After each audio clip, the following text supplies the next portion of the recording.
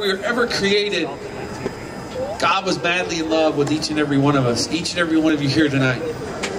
He was. Because it's...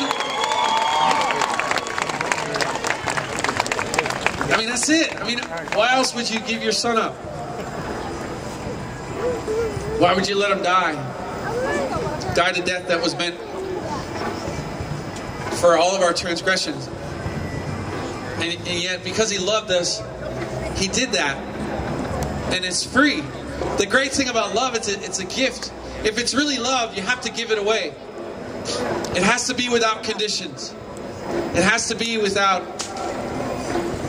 need of reciprocation or need of merit.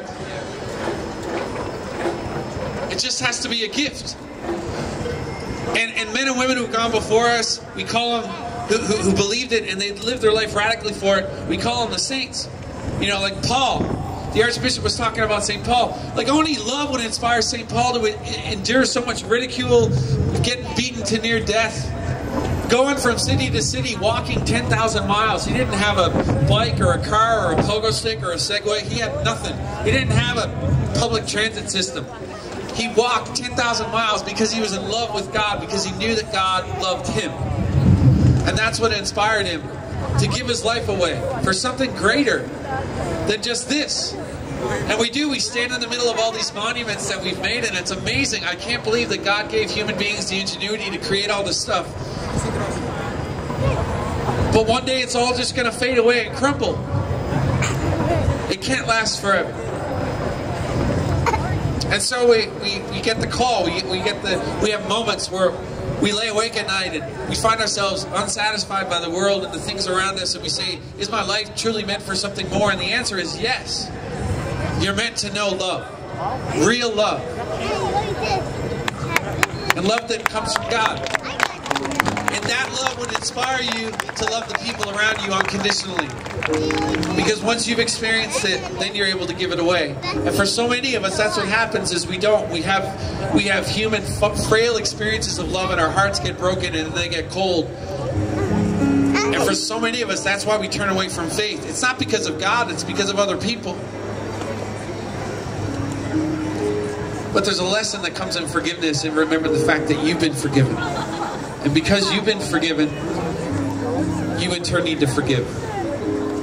You know, Paul's at the end of his life. He's in prison. He's waiting to die.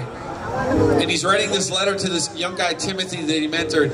And he says, hold fast to the traditions you received.